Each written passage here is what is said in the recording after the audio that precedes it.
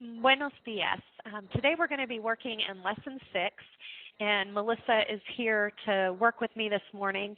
And the first thing that I want us to talk about is the vocabulary that's in this chapter for Lesson 6. It's all about shopping and buying things.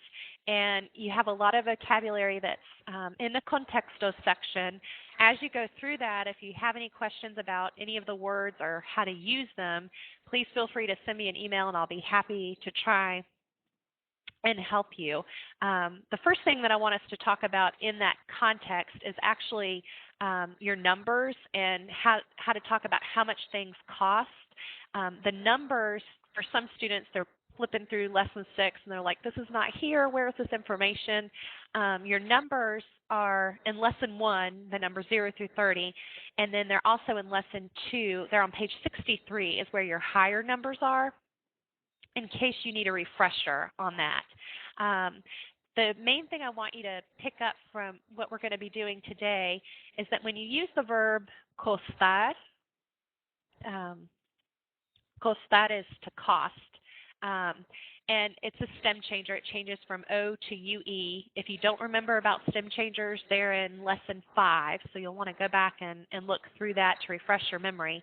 The item, when you're talking about how much they cost, for example, if it's boots, the boots, and you can tell it's plural because of the las and the botas with the S on the end of it, you wouldn't say the boots, it cost 169 pesos. You would say they cost. So that's why you're going to use the cuestan, the plural, the third person plural form of the verb. Okay, las botas cuestan blank pesos. And just to practice your numbers, because a lot of people, Lesson 2 was a long time ago, and for some people it could have been many semesters ago. I just want us to review how to use our numbers because that's part of what's in this chapter. Melissa, do you know what you would do for 169? Would it be ciento sesenta y nueve? Yep, you're exactly right. 169. Okay, and hopefully you can see that type. The blank's not big enough to type it. I didn't make my blanks big enough, but that's how you would do this. You would choose the cuestan, and then it would be 169 pesos.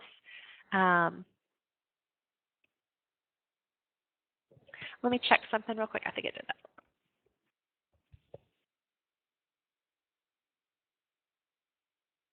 No, okay, we're set.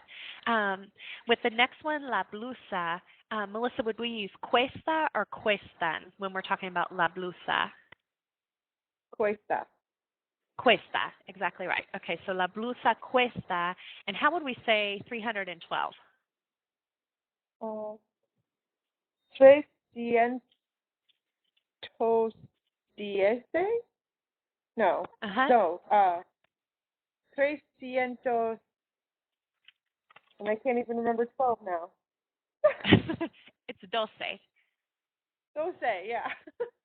Doce, yep. It's like dos, but put an A on the end of it. So 312. All right. And the numbers, I understand the numbers are not in this lesson. Students probably feel like there's an overload of information just in Lesson 6. But as you come into Spanish 2, especially in a college level course, the prerequisite is 101. So you use every page in your book that you need to go back and review that information if you need to. And the numbers are part of that, especially with talking about shopping. We got to have the numbers and the prices and how much you pay and all that kind of stuff. So what about this one? The red shoes, los zapatos rojos. Would we use cuesta or cuestan? Cuestan. Muy bien, cuestan. And then 123 is the number we're looking for. You want to try that one, Melissa? Yeah. It's 123. Muy bien, 123. Hang on just a second. I grabbed the wrong text tool thingy.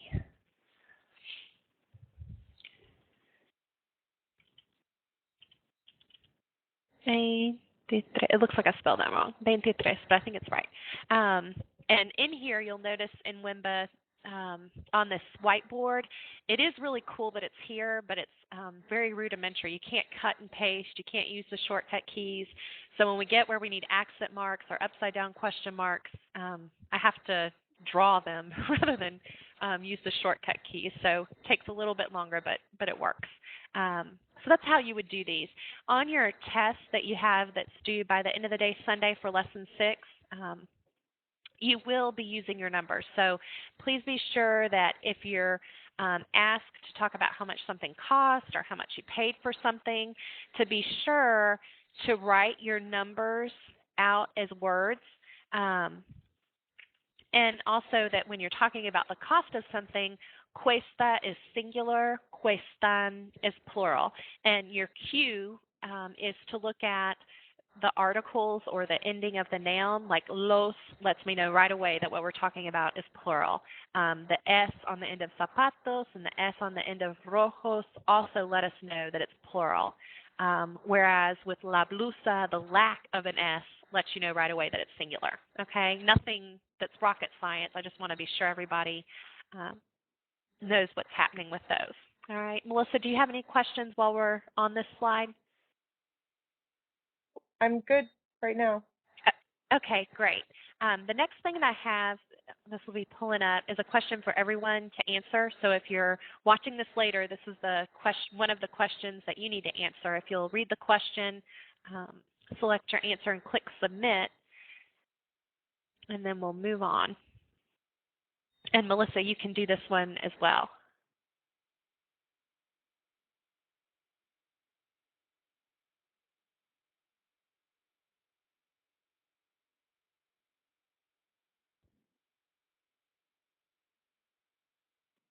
Okay, good deal. Let's see. This seems to be going so slow this morning, the way it's pulling up. That's okay. All right. The next thing that I want us to talk about, this is still also kind of vocabulary related, are your colors. And if you've had a chance to look through your En Línea work for Lesson 6 on the Contextos quiz, that was that first section on Lesson 6, lots of you were missing some of those color ones. And I think people were getting really frustrated.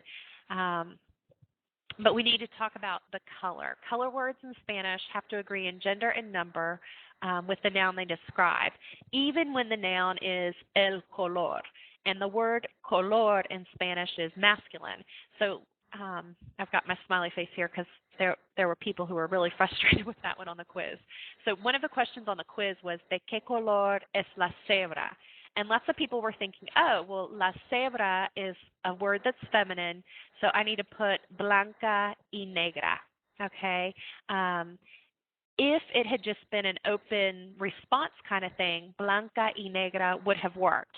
But because it had it set up for you, like the second answer here, la cebra es de los colores blank, los colores is actually the word that your color word is going to need to agree with. So if you're just making up the sentence on your own, go for it, making it feminine. La cebra es blanca y negra.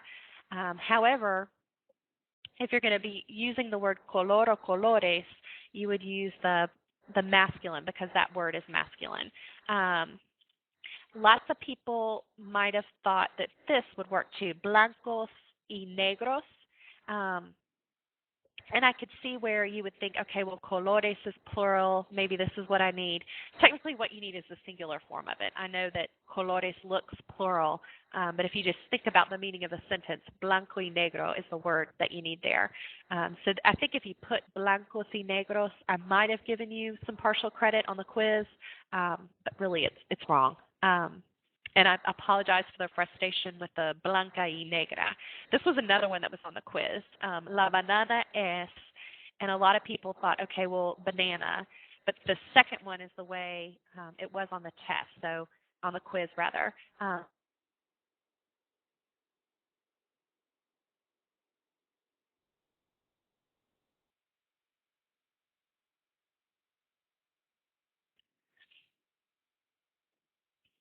for the first one, we would put amarilla because we're modifying the word banana and it's feminine. For the second one, though, we're going to be modifying the word color. So amarillo. Este color amarillo. What about this next one? El tomate. Of course, the tomato is red, which is rojo or roja. What would we do for this one? Melissa, do you know? Rojo. Okay, good. And what would we do for the second one? Rojo. Yeah, we would do the same thing for both of them because it's the noun that's getting modified is singular and masculine in both of them. Okay, so hopefully this will help with any frustration students were having on the quiz. That was the Lesson 6 Contextos quiz. That was part of the, some of these are examples right off of it. On the test, if my memory serves me correctly, if anything with the color, if you even have anything with the color, you would be selecting via multiple choice. So,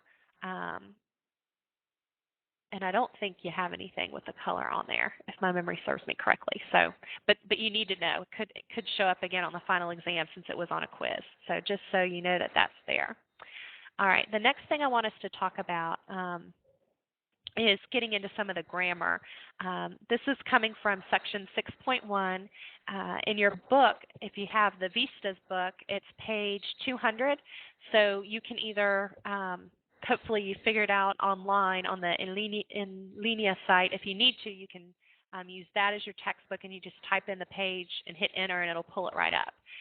Or if you have the actual physical textbook, it's page 200 as well. And it's saber and conocer. And you had both of these verbs in Spanish 1, and they both mean to know. And usually in Spanish, if you have two words that mean the same thing, there's probably something up. It doesn't necessarily mean that they're interchangeable. And this is one of those cases where they both mean to know, but they're different kinds of knowledge, different kinds of knowing things. Saber is to know how to do something, or to know facts or pieces of information. In contrast, conocer is more being familiar with or acquainted with people, places, or things. And when we say things, I want to give you some concrete examples because a lot of people will say, oh, well, I know that 2 plus 2 is 4, and that's a thing that I know. And you can get into trouble trying to justify it that way. 2 plus 2 equals 4 is a fact. Okay, it's a piece of information. When we're talking about being familiar or acquainted with a thing, we might mean el arte de Picasso, la música de Mozart, la poesía de Giovanni, just as some examples. That's kind of more what we mean by knowing a thing. La poesía, I know, like another example, just el trabajo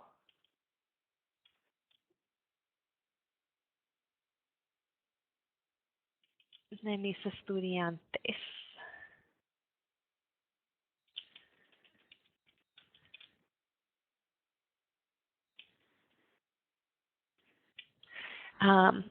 Just some examples. El trabajo de mis estudiantes. Oh, I misspelled that. That's supposed to have a D in it. Estudiantes. Sorry.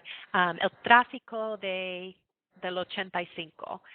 Meaning that you're familiar with. You know it day in, day out.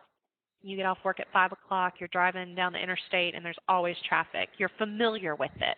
That's what we mean with things. These are just some examples to give you an idea so that you don't confuse it with knowing facts, okay? So conocer is to know, and conocer is more being familiar with. You can almost use that instead of know, and it might help you guess the right answer more often. And Jessica, I noticed that you're in here now and fully on. Welcome. To talk, you can use the talk button in the lower left-hand corner. You click it and hold it down the whole time you're wanting to speak, and then you release it, or you can also use the control button on your keyboard.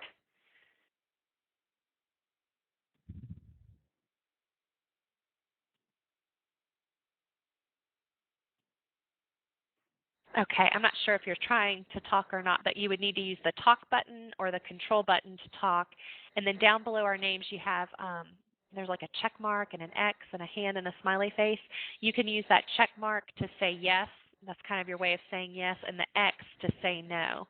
Also, over in the lower left-hand corner, there's a text chatting area. So as we're going along, if you want to contribute or if you have questions, you can type in whatever it is you need to say and click enter, and it will pop up there as we move along. Hopefully you can hear me and see what's going on. What we're going to continue to do is work with saber and conocer, and I have some examples here, and this is pretty similar to what you might see on your quiz with this, on your test rather. You have a statement, and you need to decide whether saber or conocer needs to be used. Any ideas on this one, Melissa? What would you pick for this one? Juan blank usar la computadora. Sabe. Sabe, okay. Can you tell me why? You got it right. You're right. But do you know why? Because he knows how to use the computer. Awesome. That's exactly right. It's knowing how to do something. Good. What about this one? Ella blank Mr. Jones or a Señor Jones. Would it be sabe or conoce? Conoce. Conoce. Why is that one conoce? Because she knows him. So it's a person. Uh-huh. Yeah, she's familiar with them. She's acquainted with them. Yeah. She's met them before. Good. And this may seem redundant to say why, but even when you're on your own practicing, if you know why and you can explain it and back it up when you have all your notes out, that way when you take the test, you're working on things without any notes, you know in your head the reasons why. A lot of times students guess, and sometimes they get lucky. And if they get lucky, they don't go back and really make sure they knew it. But if you can answer why, 9 times out of 10, you'll be on the right track to doing well with this. What about this one? Tú no blank, ¿dónde está el libro? Tú no blank, ¿dónde está el libro? Sabes? Yep, this one's sabes. Why'd you pick sabes? Because he doesn't know, they don't know a piece of information, like where the book is. That's right. The book is somewhere. It has not disappeared from the face of the earth. There's not a magic evaporation gun that will make it go away. But this piece of information is escaping whoever you are. This person does not know where it is, and so it's not knowing, in this case, a piece of information. All right, good. What about this last one? Yo sé or yo conozco Charleston? Conozco. Conozco is exactly right. Why'd you pick conozco? Because they're familiar with a place. Excellent. Good job. And that's all there is to this. And with these, if you can think about why, it will help you do better when you're doing these all on your own without the rules out in front of you. Okay? Melissa or Jessica, do either one of you have questions right now while we're talking about saber and conocer? I'm good right now. Okay, good. All right. If anyone out in okay, and Jessica, you're good too. Good. If anyone listening to this at a later time has questions, just send me an email and I'll be happy to help you. The next thing I have for you guys, Jessica and Melissa and everyone listening at home later, if you'll take a second and answer this question and click submit, and then we'll move on.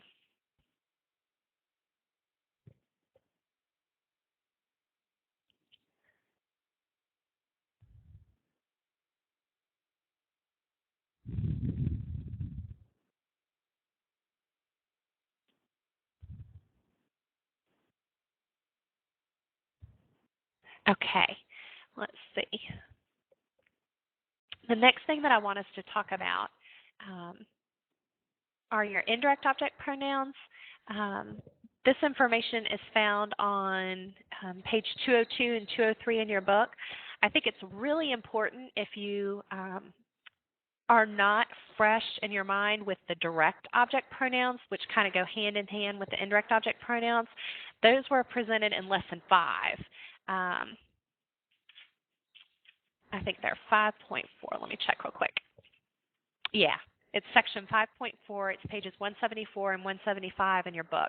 If you don't know those really well, I suggest you go back, not right this second, but go back and study those so that you can understand the difference between a direct and indirect object pronoun and what they mean and what they replace. Because in the next, I think it's the next chapter, and maybe chapter 8, it's either lesson 7 or lesson 8, we combine the two. And when we do that, it's lesson 8 that we do it. It's really going to be important to know the difference between these guys. For now, we're talking about indirect object pronouns.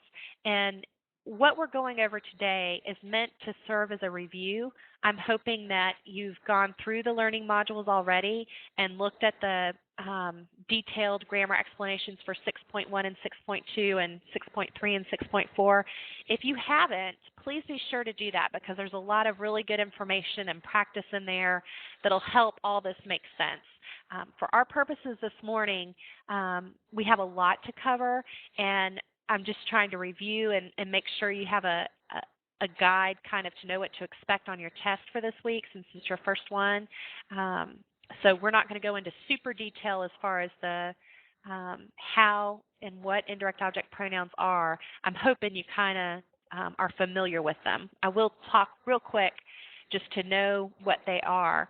I abbreviate them IOPs, and they're may, te, lay, nos, and lace.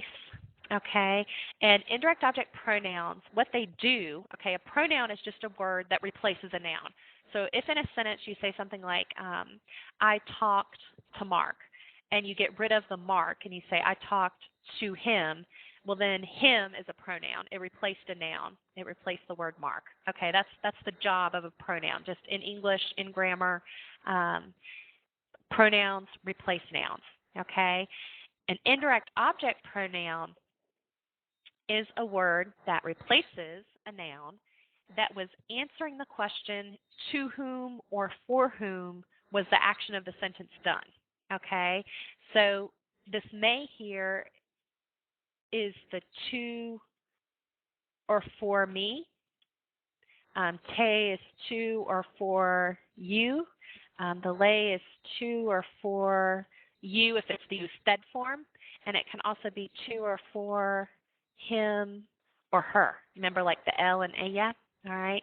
To or for us is your nos, and the to or for you, to for them. Okay, and again, this you here with the lace, that's the you guys or the y'all. It's the plural you that goes with ustedes. Okay, hopefully from Spanish 1, this is all reviewed for you, but I just want to be sure everybody's with me. So these are your indirect object pronouns, me, te, lay, nos, and lace. And you have a little guide here as far as what they refer to, what they mean. So when you have a sentence like this, quiero comprar un regalo para mi amigo. All right. This sentence is saying, I want to buy a gift for my friend. All right. In Spanish and in English, just the parts of the sentence to buy, I want to buy is your verb. I is the subject. A gift is your direct object because that's directly, what do you want to buy? A gift. Who or for do you want to buy the gift? For my friend. So my friend is the indirect object, okay? An indirect object pronoun is going to replace the word my friend, okay? Technically, it'll end up replacing for my friend.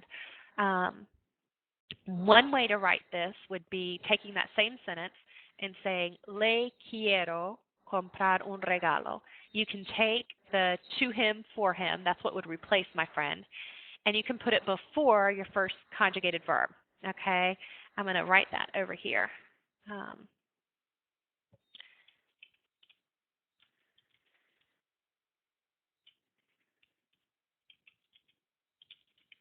In a lot of sentences, you only have one conjugated verb, but in this one, you happen to have two verbs, quiero and comprar, a verb phrase. Quiero comprar, I want to buy a gift for my friend. So you put the indirect object pronoun before your conjugated verb. All right. And this in parentheses part, a mi amigo, that's just clarifying who the lay is. Sometimes with lay, because it can mean for so many different people, him, her, you might have that whoever. Okay. It's totally optional. You don't have to have it, but a lot of times you will see that. All right. Another option is to place, hang on just a second, let me fix that. Attach IOP to infinitive. All right, another option, and this is one that you'll see, but I don't necessarily recommend you trying it because you'll have to sometimes add in accent marks, and that can get confusing, or present participle. Okay, so you can attach the indirect object pronoun either to the infinitive or the present participle. Infinitive, remember, is just a verb that's not conjugated. So any verb you have that still has the AR on it, or ER or IR, is in the infinitive. So it could look like this. Quiero comprarle un regalo. I want to buy a gift for him. And all of these are meaning the exact same thing. It's just whether you're using a pronoun to replace that noun, mi amigo, or not. Okay? With attaching the indirect object pronoun to the infinitive or present participle, let me give you an example so you can see what that would look like. Yo estoy comprando un regalo.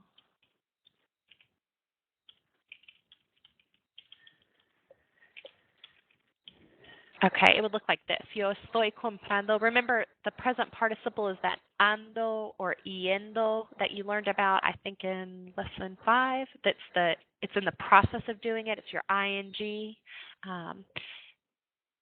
And so you could write this one either like this. Yo le estoy comprando.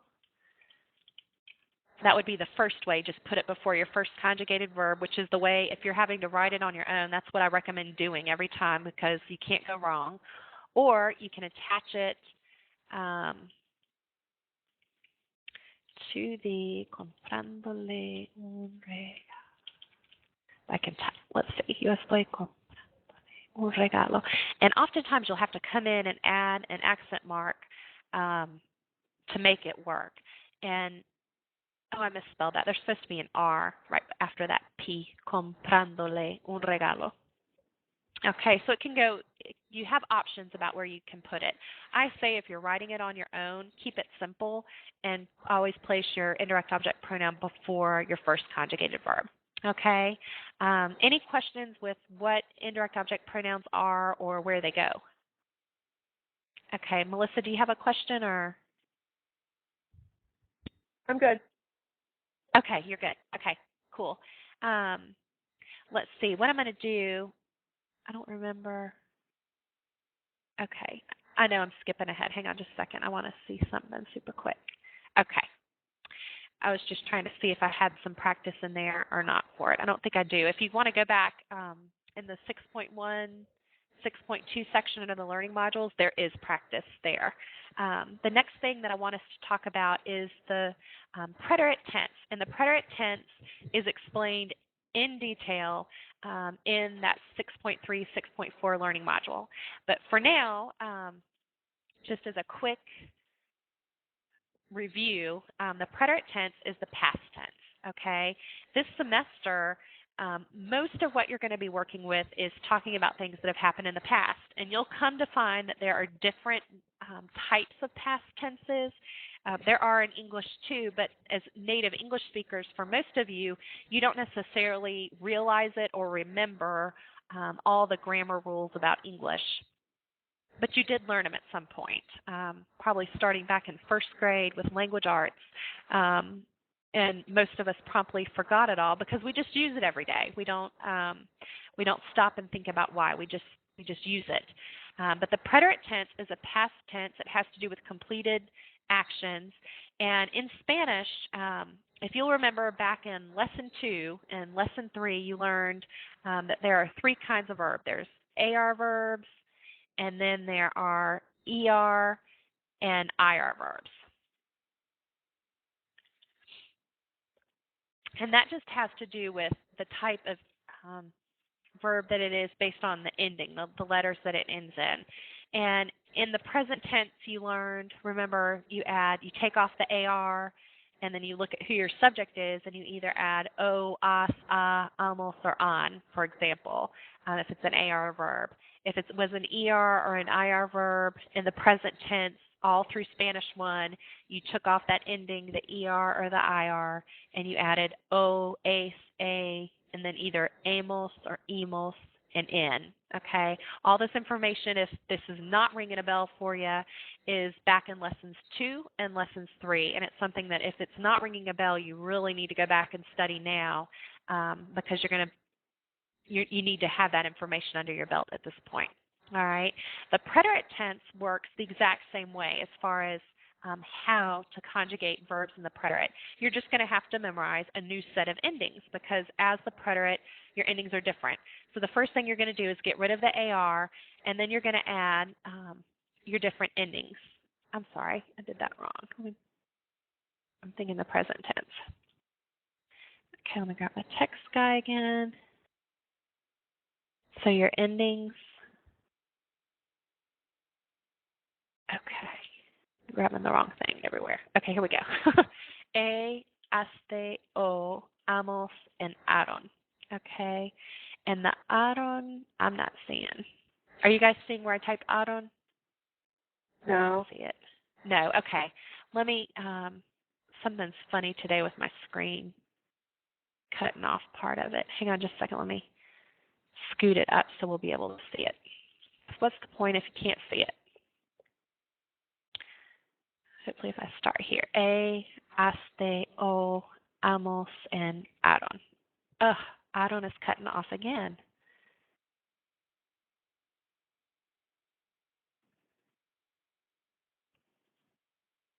Oh, this is annoying. Usually I don't have technical problems. Here, I'll put it right here and it should fit. Let's see. A, aste, o, amos, and Aaron. Ah, it fits. Okay. And the A has an accent mark on it, and the O has an accent mark on it. So for AR verbs, you'll take off the AR and you'll add a, aste, o, amos, and Aaron. So if you had the verb hablar, for example, to speak, you would get rid of the AR and you would add, you'd have hablé, hablaste, habló, hablamos, hablaron, and all of a sudden you're talking in the past tense. So hablé con mi mamá is not I talked to my mom, but I spoke to my mom, or I talked to my mom in the past, which is really cool because in Spanish 1, you were really limited with just the present. All right, for your ER, IR verbs, you've got iste, io, imos, imos, ieron. Okay, and here we go. Io. Okay, so any ER, IR verb, say the verb comer, which means to eat, you take off the ER, you're left with com, and then you would add these endings. So you have comí, comiste, comió, comimos, comieron. So if you want to say he ate 3 hamburgers last night, you would say él comió 3 hamburguesas anoche. Okay, so with these simple endings, you're able now to go into the past. There are many special rules about what happens to certain verbs in the preterite. Okay, a lot of that information is presented on pages 206 and 207, and I'm going to be honest with you. As we go through lesson 7, lesson 8, lesson 9, you'll get new information about the preterite added. Something that's not going to change is that for regular verbs, these are your endings. Okay, and the book, the people who write textbooks are really smart. They include just what you need to know right this second, but a lot of times that can cause problems when you're doing free writing, when you're writing a composition or you're writing a paragraph response on a test. Just know that if it's not mentioned here, show me what you know based on what's presented here in lesson 6. And if I fix it, if it's not something you've had yet, I'm not taking points off for it, but it's just the teacher in me that has to fix it and make it correct. If it is something that you've had, then you're responsible for it. Okay, so just keep that in mind. I know and you know that you don't know it all yet, okay? And that's okay. We're learning little by little. And for now, what I want you to know are these endings, okay? And that these work for your regular verbs. So if you're confused about regular verbs, of what regular verbs are, check back lesson 2, lesson 3, and you'll see a whole bunch of them. In the learning modules here in WebCT, I highly recommend you go back to 6.3 and 6.4 because it explains all of these little eccentricities in detail. Some of them are that stem changing verbs that end in AR and ER, they don't even stem change in the preterite, which is really cool. But you need to see that and practice that, and that practice is in the learning modules. Okay. There's also special things that happen with the car, gar, and zar verbs. Those are verbs that end in CAR, GAR, and ZAR. There's special spelling things that happen with those guys. There's also something special that you have to do with verbs that end in ER or IR that have a vowel before the ending. And none of these are a big deal, but for the scope of what we're doing this morning, there's not time to go through every one of them. But that information is presented in a session just like this that's under 6.3 and 6.4 in the learning modules, okay? What I'd like for us to do right now is to look at these examples that are here up top, and basically we're just filling in the blank with the right form of the verb based on whoever the subject is. And I will tell you that each of these verbs that are here are regular. They don't have any crazy rules to have to remember. Melissa is away right now, so Jessica, if you want to try and if you feel like you can text the answer to any of these, I'll be happy to type it in for you. This first one says, Gustavo blank un regalo muy bonito, and the verb is recibir, which means to receive. So what would we do? Do you know what we would do with that one?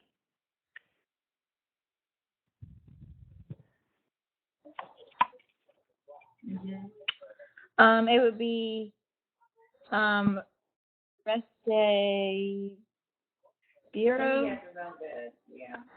Yeah, it would be recibió. Okay, recibió. It would be that third one that's there because Gustavo is like he, and so we need that io ending. And all we're doing is we're taking off the IR, and we're left with recib. And then we're just going to stick that on the end. So you're exactly right, Jessica. Good job. It would be recibió. Gustavo recibió un regalo muy bonito. All right. What about this next one? Sara y Bibiana. So we've got two people. Blank el libro a la misma vez. And our verb is terminar. And I'll tell you right now, it's just a regular verb. What would we do with that one? Any ideas? It would be terminaron. Excellent. Terminaron. You got it. Good job. What about this next one? Yo blank a mis abuelos. And the verb is visitar. It would be visite.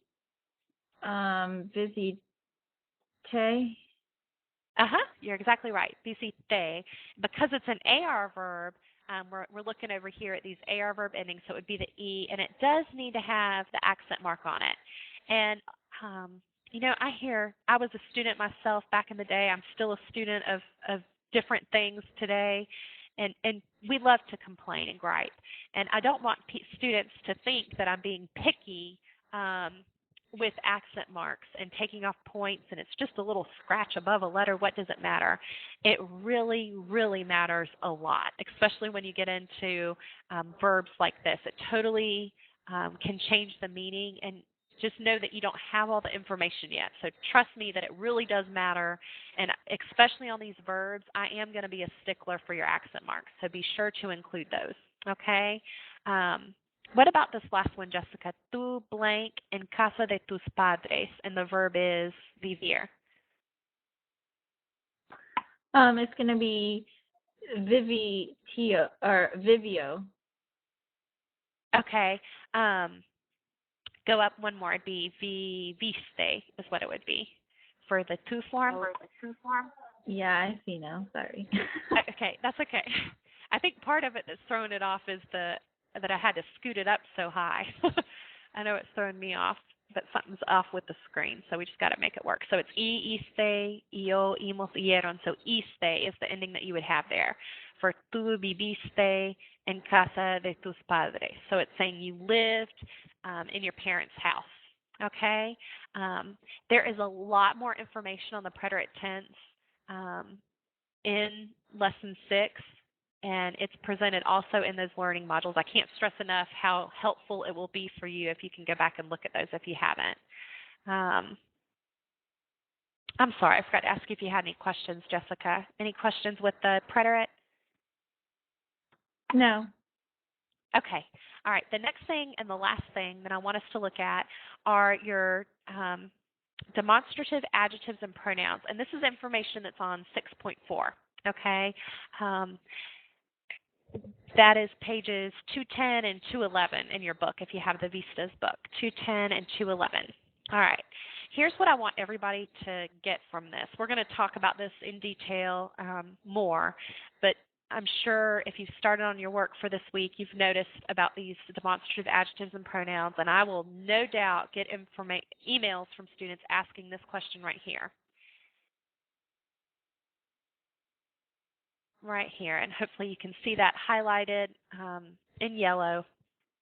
What I'm wanting you to know here is that the only difference in the way they look, at least, between a demonstrative adjective and a demonstrative pronoun is that the pronouns have an accent mark. The words are spelled exactly the same. Okay, so a lot of students who are lazy with the accent marks will get things wrong or right because they're the exact same word, and they're not understanding that there's actually a difference in what they mean. And we're going to talk about what all these things are right now. But please note, if you look on page 210 at the box of adjectives, and then you look on page 211 right beside it at the box of pronouns, the words are exactly the same. The only thing that's different is that the pronouns have accent marks on them, okay? And that's not a mistake, but it's something that can be easily overlooked and missed and can totally make this section and this part of the test a bomb for you as far as earning points. You can do really bad on it if you don't notice the difference between the two, okay? With that said, let's talk about what adjectives and pronouns are. We've talked about pronouns already a little bit. Adjectives are used to describe a noun. They tell what the noun is like. For example, if somebody says, yo quiero esta falda, the word esta here is saying this. I want this skirt. I'm describing to you which skirt I want. I don't want that one over there. I don't want the red velvet skirt. I want this cute little skirt right here, this one. And this is a word that demonstrates or points out which one you want, okay? So it's an adjective here. Esta falda, esta is an adjective. It's telling someone which skirt you want, all right? It's describing it. It's this one. This is the one I want, all right? On the other hand, pronouns, as we talked about before with section, I think 6.1, with the indirect object pronouns, pronouns totally replace a noun. Okay, they get rid of the noun. You will not see the noun in the sentence anymore. So if you have something like yo quiero esta, okay, this word esta is a pronoun.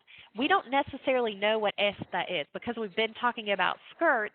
We can guess that it must be this skirt, all right, or it could be something that's a feminine and singular noun because that's what esta replaces. And the word skirt isn't in the sentence anywhere, okay? Hopefully you can see the difference between the two. An adjective describes a noun, meaning the noun is still there and the adjective goes right in front of it. A pronoun totally replaces a noun. The noun's not in the sentence anymore, okay? And when you're talking about demonstrative adjectives and demonstrative pronouns, the only difference between the two visually is an accent mark. Esta, esta. Okay, this one has an accent mark over the E, the other one doesn't. And you can look there on pages 210 and 211 to see what these different words mean. Este, esta, estos, estas all mean this or these. Similarly, ese, esa, esos, esas mean that or those. Aquel, aquella, aquellos, and aquellas all mean that or those over there. And that can be a little bit confusing when you're just reading this. In conversations, when you're seeing someone's hand gestures and you're standing right beside the person, we understand this one, that one way over there based on where somebody's pointing, where they're looking, what they're holding in their hand. And when we're just reading it, it can be confusing. So you'll notice, you'll see on the next slide the practice that I have. Typically, in the practices, like if you look at page 212, exercise 2, the practice exercise, like on number 5, for example, it'll say those over there. It'll include that over there so that you know we mean further away, meaning to use the aquel or aquella, aquellos, or aquellas. Okay? The pronouns are exactly the same. The este, esta, estos, estas means this one or these ones. Ese, esa, esos, esas means that one or those ones. Aquel, aquella, aquellos, aquellas all mean that one or those over there, further away, but it's replacing the noun. Let me give you some examples real quick. This is a conversation that you might see between a salesperson and a customer. It's just a little clip of a conversation. It's not even a whole thing, but we have an opportunity here to put in some of our pronouns. In this one, it says be sure to use pronouns. All right. On your test for Sunday, you can take it before Sunday, but it has to be done by the end of the day Sunday. It'll be pronouns and adjectives put in together. And I'm going to give you some clues right now as we go through this as to which is which, when to use each one. All right. So the seller says, tenemos muchos pantalones en rebaja. We have a lot of pants on sale. Okay. Quiere ver, would you like to see blank? Those ones over there. All right. Obviously, we're talking about what? Do you guys know from the first sentence what the pronoun is replacing? Muchos pantalones. Muchos pantalones. So with that in mind, those ones over there is either going to be aquel, aquella, aquellos, or aquellas. Which one would that be to replace muchos pantalones? Is it aquella? Okay. I don't know. I couldn't hear you. Hang on just a second. Aquellos is what it would be. Oh, because aquellos. Muchos pantalones is masculine and it's plural. And the ways you can tell the oath on muchos and pantalones, if you look at the ES, that doesn't help you very much. It really doesn't. If you studied your vocab and know whether the words are masculine or singular, great. At this point, it's a lot of information. You probably haven't retained that yet, but this muchos is what's going to give you the clue. All right. We know it has to be a pronoun because I told you in the directions it does. Another way you can know it's a pronoun is that there's not a word coming after it that's a noun that it could be describing. If it's going to be an adjective, then a noun has to follow it. So you see the adjective describing the noun. Remember in the previous slide, you had the sentence like this, yo quiero esta falda. And so on the test, for example, this would be the blank, okay? And the instructions would say, hang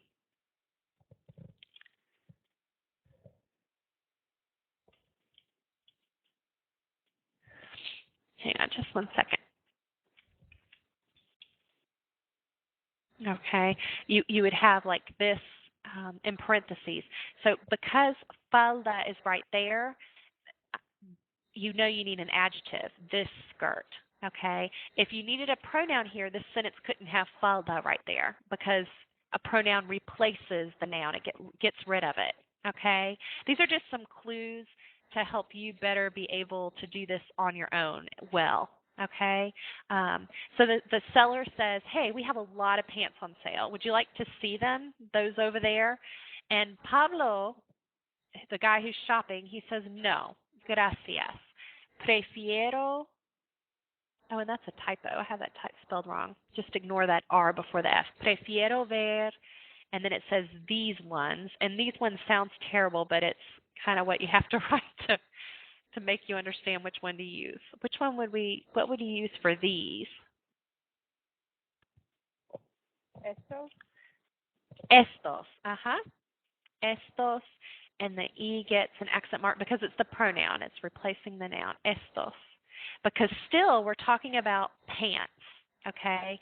And pants are muchos pantalones, and it's masculine and it's plural. So that's where the estos is coming from. And then Pablo says, and I need a shirt. Y necesito una camisa. And here, your detective mind needs to pick on una and camisa. We have a new word that we're talking about, that we're modifying, that we're replacing actually with the pronoun. So, y necesito una camisa.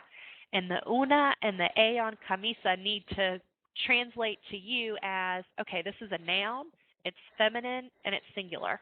Okay? And so he says, puedo ver blank. That one is the one we're looking for. And it needs to agree with una camisa. Any ideas on this one? Esa? You're exactly right. It would be esa. Esa.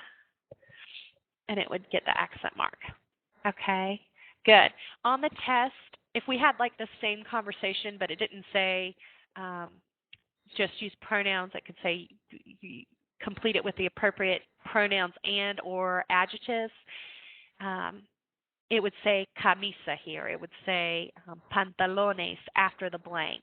And that's sort of your clue for you to know, hey, I'm supposed to use an adjective rather than the pronoun. Okay? On the test even, it may be where this is multiple choice, so you're not necessarily having to write it out. But remember that if you see like as your two choices, like this example here, if you see,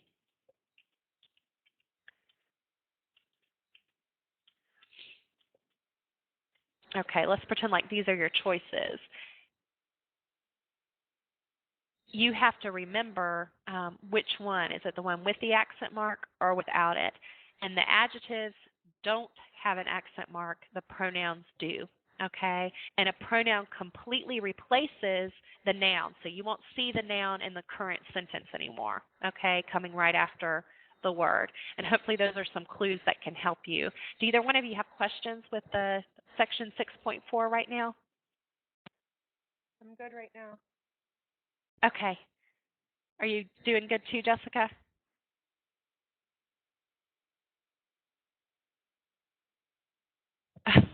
It'll be a lot of memorizing. It will be. And that, as much as I hate to say it, foreign language, any class really, is so much memorization, but especially foreign languages at the college level, you're covering so much information so fast. It is a lot of memorization. And once you get it under your belt as far as the memorization goes, coming back to this session may help have it make sense a little bit more. Feel free to come back and watch as many times as you need to. All of you that are going to watch this as an archive later, please know that it's just like, on your DVD player or like on YouTube, it has the little slider where if you feel comfortable with the parts we talked about at the beginning, you're just wanting to come back to this section, you can fast forward. You don't have to, you can just drag the time thing to the section you want to go to. So that you can just listen to that over and over again if you need to until you get it and practice it. And you can pause it. You can try and figure out the questions on your own without having seen the answers, and then you can listen and see if you got it right. And on a lot of these, we talked about why, so hopefully that will help you understand it a little better once you have all the material together. As far as the material I wanted to cover this morning out of the book, we're all set. We've been through that. There's one more thing I do want to talk about. But Jessica and Melissa, I wanted to ask both of you, see if either of you had questions about the material before we just talk about some general things about the class real quick before we wrap it up. I think I'm okay right now. I might email you later, just when I start really going into it. Yeah, no, email me all you need to. That's what I'm here for. I think I'm good too right now. Okay. I know it can feel overwhelming. It can feel like a lot of information, and it is a lot of information. I'm not going to lie. It's a lot. One last thing I want to talk about. This is our first online meeting, and I've sent you guys many emails with lots of information. You have the syllabus. There's information everywhere. I know this is not the only class that most of you are taking, but there's one thing that I want all of you to be sure that you know about. And it's talked about in the syllabus. It's mentioned in emails, but I want to be sure that you know about academic integrity in an online Spanish class. Okay, there's just a few things that are special when you're taking a foreign language online. For some people, this is your first online class. For all of you, unless you took Spanish 1 with me, this is your first semester with me. So you may not know about my expectations. And I'm a stickler for academic honesty and academic integrity. What that means in any class, and especially in online classes, is that when you take quizzes and you take tests, if the directions say, please be sure you're only using your brain, that's what I expect you to do. I can totally tell when you're not. From years of teaching both online and face-to-face in the classroom, I know what to expect from most students. If all of a sudden you're making 100% on a test, congratulations, that's really awesome. But if you have not made 100% on your first attempt on any activities on the Enlinea site, something seems a little fishy. When you take your final exam for this class, which is proctored, which means it's at the testing center and you can't have anything with you, if you fail that, but you've made A's on every single thing you've done all semester on your own, I'm not accusing anyone of anything, but anyone who looks at that data would see that there's an inconsistency. When you were on your own and you weren't supposed to be using anything, you aced it. And the day when you're not on your own and you're not supposed to be using anything, you bomb it. It's sort of like confirmation of what you can do. So let's be real. I'm not with you in your house or at the library or wherever it is that you're working. I don't know. I can't see you. I can't be there to say, hey, Jessica, put those notes away. Or, hey, Johnny, do you have the verbs conjugated on the bottom of your shoe? Put your cell phone away. We can't, we're not in a classroom where we can do that. But I can tell through years of teaching, you can just tell when people are not doing work on their own. So please don't do that in this class, all right? Your grade may not be as high as you want it to be right that second, but I will tell you this, academic integrity is worth so much to me. It's something that I really think is important. One little piece that's important about an online Spanish class is that any type of translation tool is considered plagiarism, all right? You're not doing the work on your own if you use freetranslator.com, okay? There's a saying, you get what you pay for. And if you're using something that's free or that comes included for free, it's probably going to be junk is what comes out. And there are little things that those of us who have more experience with Spanish know to look for. And I can just tell when you're using it. Don't do it. I want to know what you can do. I know that you don't know everything in Spanish. I know that there will be mistakes. There will be corrections on your writings and on your papers on your test. That doesn't mean necessarily that you earn a poor grade. It just means that you don't know it all yet, and that's why you're taking this class, okay? So please be sure that you are not using any online dictionaries, online translation tools, even Microsoft Word. You can set it so that your language is Spanish, and there's ways to take something you type in English in Microsoft Word and make it become Spanish. it's wrong. It's not correct. It's not using any of the vocabulary we have in this lesson. If you misspell a word in English, it's going to come right back misspelled. And you'd be amazed at what people submit to me, okay? It's just junk. And do the work on your own, and you will earn amazing grades in the end, okay? Please do not lose your integrity and honesty that you would have in a face-to-face class just because this is an online class, all right? And if it happens, you earn an automatic 0, depending on what it is. And if you continue to do it again after we discuss it, it even can have academic disciplinary issues that happen with the college, okay? So just don't go there. I'm going to get off my soapbox. Sorry, you guys are all doing an awesome job. I graded the quizzes and the recordings last night from the Enlinea site for the first weeks of work that you've done, and you guys are all looking like you're on the right track and doing a really good job.